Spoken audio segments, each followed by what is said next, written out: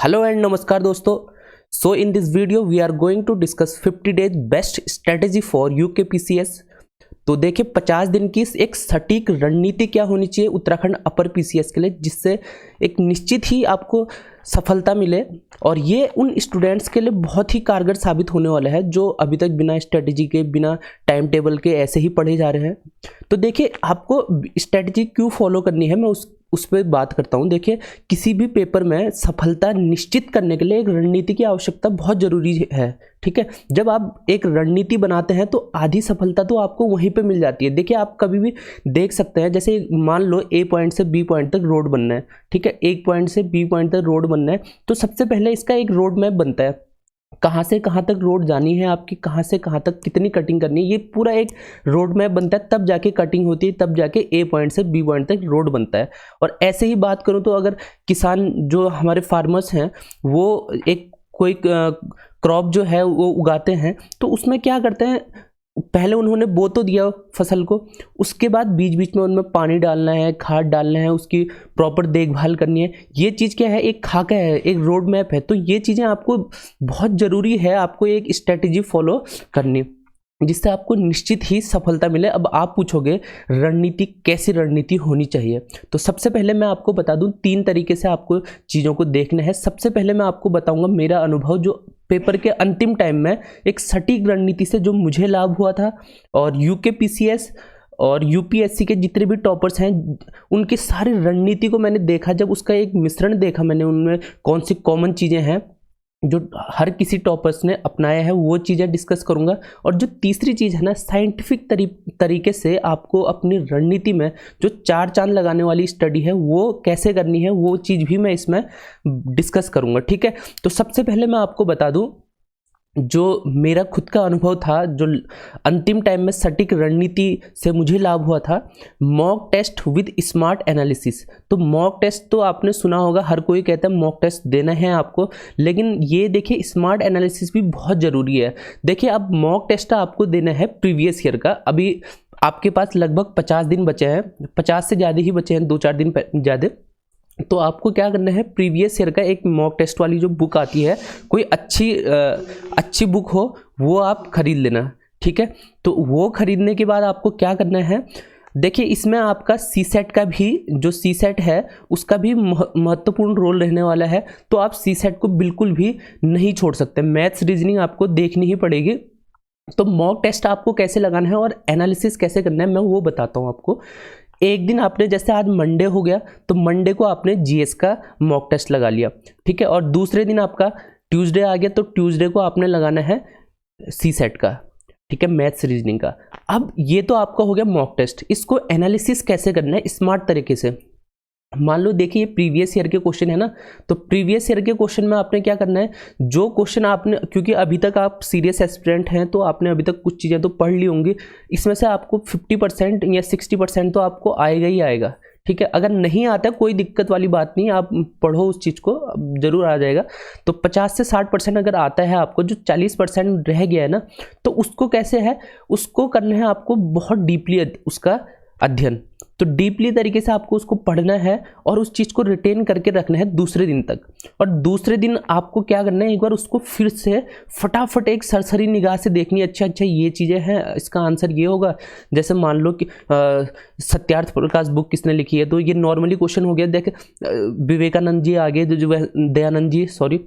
तो वहाँ पे क्या करोगे आप, वो चीज़ें आप देखोगे ना जब, तो आपने पहले दिन आपने पढ़ा है, तो दूसरे दिन क्या करोगे, उसको ऐसे करके देखोगे और तुरंत निकल जाओगे वहाँ से। ठीक है, हाँ कि मेरे को याद हो गया।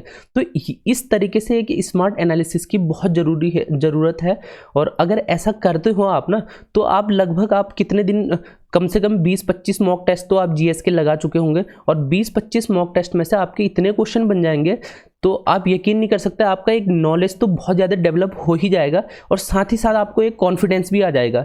तो जब आप पहले दिन पेपर लगा रहे हो, और जब आप 15 से 20वें दिन के पेपर में आप देखोगे, डिफरेंस देखोगे ना, आप कॉन्फिडेंट होंगे और काफ़ी क्वेश्चन आपको आ रहे होंगे। ये चीज़ें खुद का अनुभव है, मैं आपको बता रहा हूँ, ऐसे ही करना है इस चीज़ को।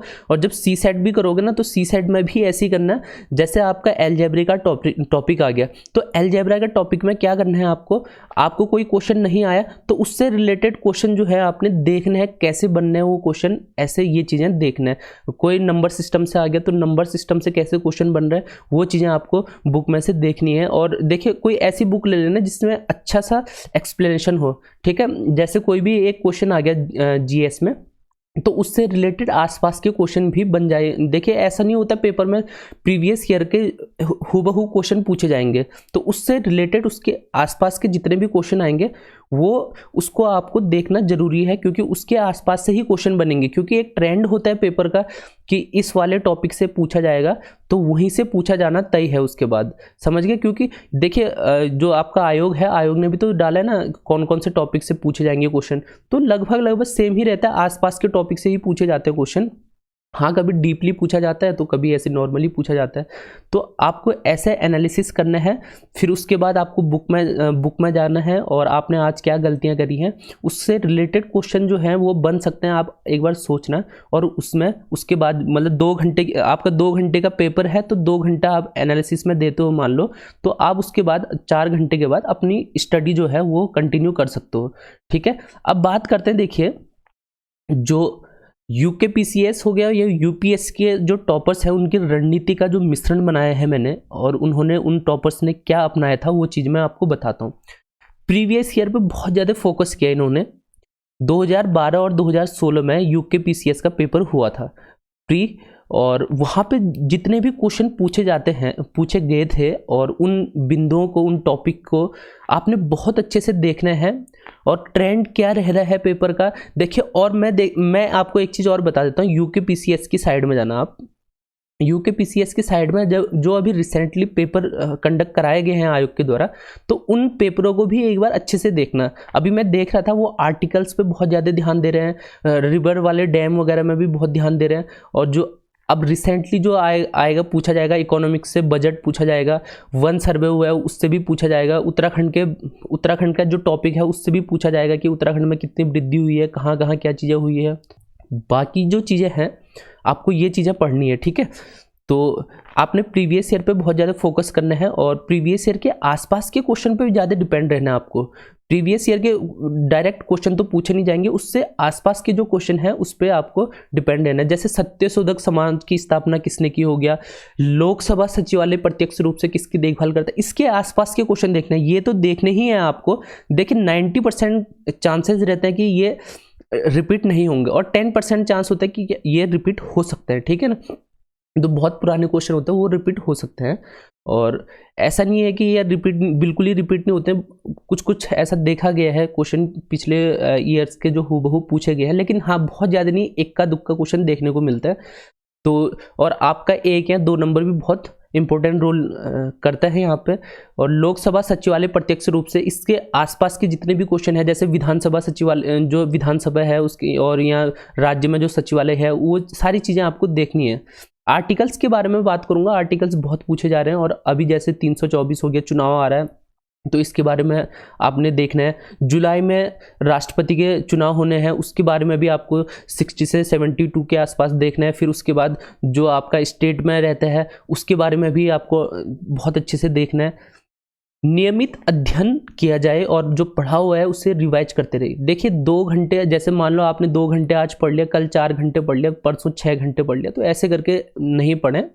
और तीसरे दिन के बाद आपको लगे यार बहुत पढ़ लिया और फिर घूमने चले जाएं, ऐसा ना करें, क्योंकि एग्जाम टाइम है, आपको भी पता है कंपटीशन कितना है, बहुत ज़्यादा कंपटीशन है। तो एक नियमित अध्ययन बनाएं। आज अगर 8 घंटे पढ़ रहे हैं तो कल भी 8 घंटे पढ़ें, अगर जितनी कैपेसिटी है आपके हिसाब से, लेकिन एक कंटिन्यू जितना आपने पढ़ना है तो वो आपने बिल्कुल एक जो आपका रोड मैप बना हुआ है उसके हिसाब से तैयारी करते रहिए, और जो आपने पढ़ा है ना उसको बहुत अच्छे से रिविज़न कीजिए, क्योंकि जो आपने पढ़ा हुआ है उसका जो रिवीजन है वो बहुत ज़रूरी है।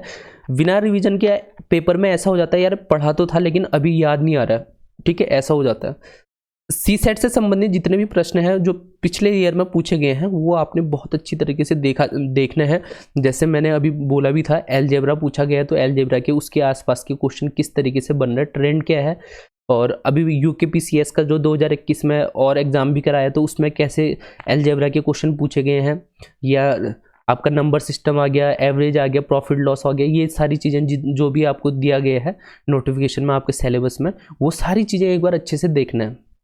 अब मैं देखिए बात करता हूँ साइंटिफिक तरीके से आपको ऐसी कैसी स्टडी करनी है जो 4 चांद लगाए आपके रणनीति में, स्ट्रेटजी में। सबसे पहले मैं आपको बता दूं, जैसे आज आपने हिस्ट्री